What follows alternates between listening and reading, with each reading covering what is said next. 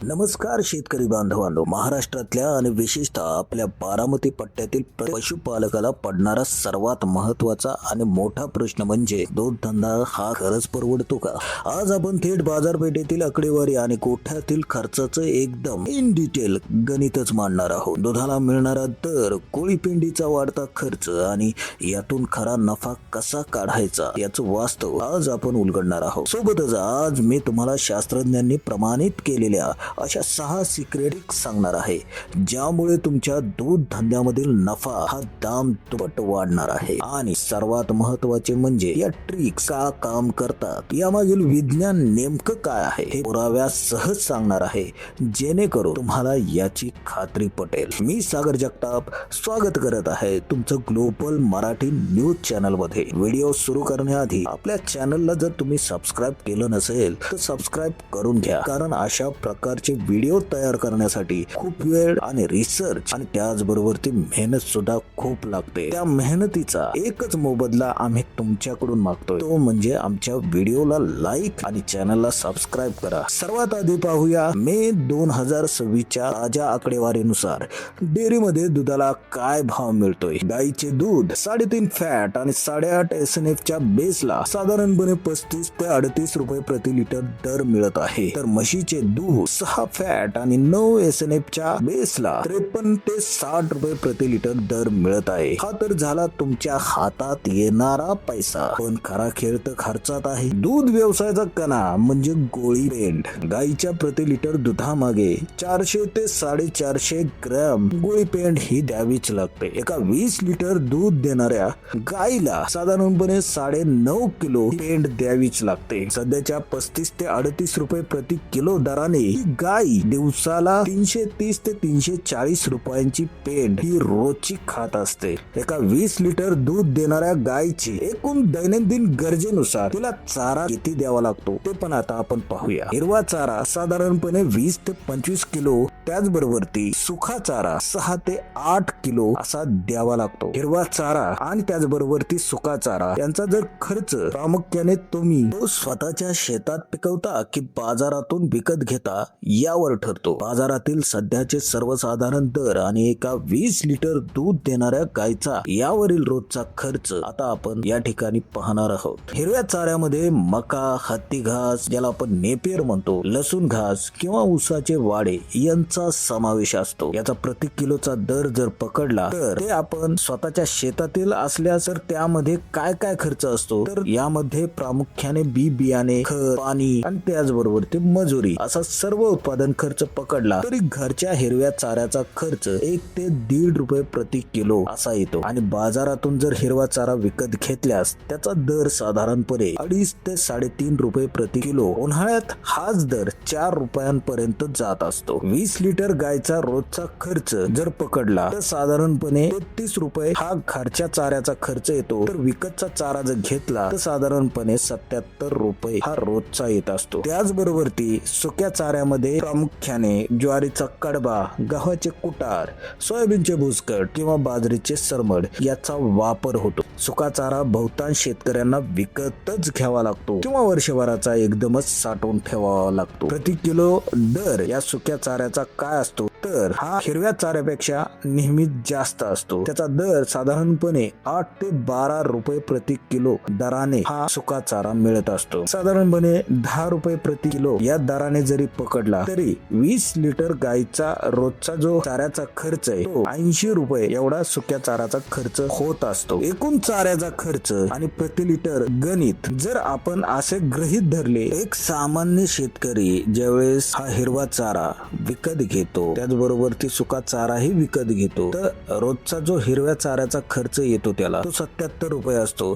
त्याचबरोबर ती जो सुका चारा खर्च होतो तो 80 रुपये असतो. एकूण रोजचा जो चाऱ्याचा खर्च आहे तो 157 रुपये असा होतो. आता हा खर्च आपण 20 लिटर दुधामध्ये जर विभागून बघितला तर 7 रुपये 85 पैसे प्रति लिटर. थोडक्यात निष्कर्ष काय, 20 लिटर दूध देणाऱ्या गायला केवळ हिरवा आणि सुका चारा देण्यासाठी प्रति लिटर मागे 7 साधारणपणे 7.50 ते 8 रुपये खर्च येतो. यामध्ये गोळी पेंडीचा 16 ते 17 रुपयाचा जो खर्च आहे तो वेगळा आहे. जर तुम्ही हा चारा विकत घेण्याऐवजी स्वतःच्या शेतात पिकवला आणि त्याचा मुरघास, ज्याला आपण सायलेज म्हणतो, तो बनवला तर त्याचा जो खर्च आहे तर हाच 8 रुपयांचा खर्च थेट 3 ते 4 रुपयावरती येऊ शकतो. स्वतःची मजूर शक्ती, जर घरातील माणसं काम करत असतील तर मजुरीचा रोख खर्च हा वाचतो, पण आर्थिक गणितात तो धरला पाहिजे. त्याचबरोबर ती गायींचा जो भाकड काळ, समजा एखादं जनावर दूध देत नाही, त्यावर होणारा जो खर्च आहे तो दुभत्या काळातील त्याच्या नफ्यातून वजा करावा लागतो. त्यामुळे प्रत्यक्ष खर्च प्रति लिटर 1 ते 2 रुपयांनी हा वाढतो.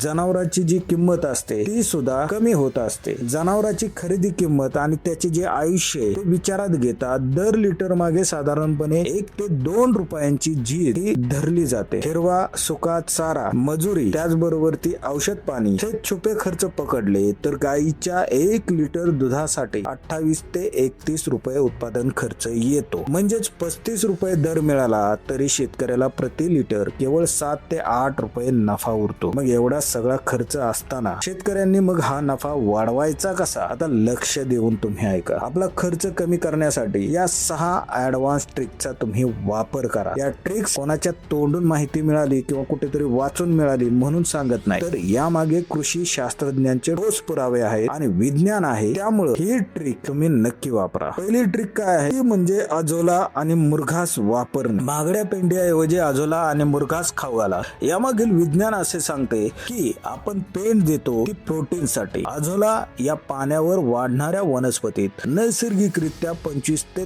30% प्रोटीन्स असतात आणि मुरघास जेव्हा आंबतो तेव्हा त्यात लॅक्टिक ऍसिड बॅक्टेरिया तयार होतात, ते पचनासाठी अत्यंत उपयुक्त असतात. यामुळे गायीला स्वस्तात एनर्जी आणि प्रोटीन्स मिळतात आणि महागडी गोळी पेंड थेट 3 किलोने कमी होते. दुसरी ट्रिक काय आहे तर दुधाचे पाणी आणि मुक्त गोठा. गायीला दावणीला बांधण्याऐवजी मुक्त गोठा आणि गोठ्यात 24 तास पाण्याची सोय ठेवा. गायीच्या दुधात तब्बल 85 ते 87% केवळ पाणी असते. आपण गायीला दिवसातून 2च वेळा पाणी पाजतो. जेव्हा गायीच्या शरीरात पाण्याचे प्रमाण कमी होते तेव्हा तिचे शरीर दुधाची निर्मिती थांबवते आणि पाणी शरीराच्या सुरक्षेसाठी राखून ठेवते. 24 तास पाणी उपलब्ध असल्यास शरीर दुधाची निर्मिती सर्वोच्च पातळीवरती करतं. यामुळे कोणत्याही अतिरिक्त खाद्याविना दूध 1 ते 2 लिटरनं वाढतं. तिसरी ट्रिक काय आहे तर जंत निर्मूलन. दर 3 महिन्यांनी 50 रुपयांची जंताची गोळी द्या. गायीच्या आतड्यात लांबच लांब जंत असतात. तुम्ही 35 रुपये किलोची पेंड देता. त्याचे पोषण गायीच्या रक्तात जाण्याआधीच हे जंत शोषून घेतात. जंताची गोळी दिल्याने हे परजीवी मरतात आणि तुम्ही दिलेल्या 100% खाद्याचा अर्क थेट गायीच्या शरीराला लागतो. यामुळे चारा तोच राहूनही दूध वाढतं. आता चौथी ट्रिक काय आहे तर युरिया मोलासेस वीट किंवा ज्याला आपण चाटण वीट म्हणतो. गोठ्यात चाटण वीट टांगून ठेवा. आपण जो सुका कडबा देतो त्यात लिग्निन असते जे पचायला खूप कठीण असते. या विटेमध्ये युरिया मळी असते. जेव्हा ही वीट चाटते गाय तेव्हा तिच्या पहिल्या पोटातील चांगले जे जीवाणू असते त्या जीवाणूंची संख्या लाखो पटीने वाढते. हे वाढलेले जीवाणू कडक कडबा सहज पचवतात. त्यामुळे चाऱ्याची नासाडी थांबते आणि पचन क्रिया 100% होत असते. पाचवी ट्रिक बायपास प्रोटीन तंत्रज्ञान. सध्या पेंडीऐवजी बायपास प्रोटीन असलेली पेंड वापरा. सामान्य पेंडीतील 60% प्रोटीन गायीच्या पहिल्या पोटात विरघळते आणि त्याचा अमोनिया गॅस बनून हवेत उडून जातो. म्हणजे पैसे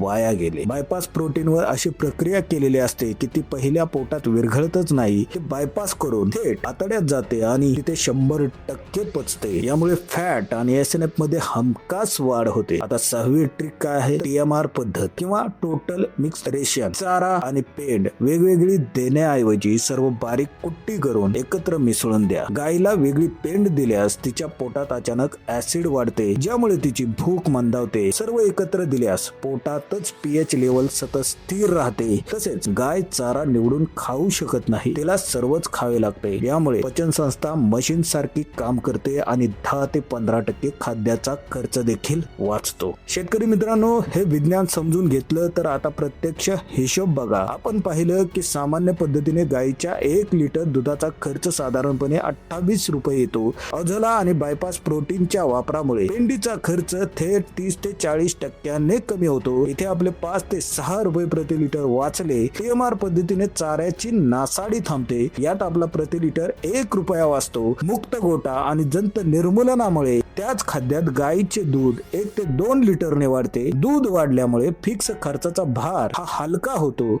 इथे पुन्हा 1 ते 2 रुपये प्रति लिटर वाचतात. थेट निष्कर्ष सांगायचा तर या सगळ्या बचतीची बेरीज केली तर आपण एका लिटर मागे कमीत कमी 7 ते 9 रुपयांचा खर्च हा वाचवतो. म्हणजे जो उत्पादन खर्च आधी 28 रुपये होता तो या विज्ञानाचा वापर केल्यामुळे थेट 19 ते 21 रुपये प्रति लिटर वरती खाली येतो. आणि आता नफा बघा, दुधाचा दर 35 रुपये आहे, त्यातून खर्च 20 रुपये वजा केले तर आधी जो नफा फक्त 7 रुपये मिळत होता तो आता थेट 14 ते 15 रुपये प्रति लिटर होतो. म्हणजे तुमचा नफा थेट दुप्पट होतो. तर शेतकरी मित्रांनो, डेअरी व्यवसाय आता फक्त कष्टाचा राहिलेला नाही तर तो स्मार्ट वर्कचा आणि विज्ञानाचा झाला आहे. तुम्ही जर हे अर्थकारण आणि या मागची शास्त्रीय कारण समजून घेतली तर दुधाचे दर कितीही कमी जास्त झाले तरी तुमचा व्यवसाय कधीच तोट्यात जाणार नाही. या 6 ट्रिक्स मधील कोणतं शास्त्रीय कारण तुम्हाला सर्वात जास्त पटलं हे मला खाली कमेंट करून नक्की सांगा. आपल्या शेतकरी बांधवांच्या कष्टाला योग्य तो न्याय मिळावा आणि शेतीचं अर्थकारण सर्वांना समजावं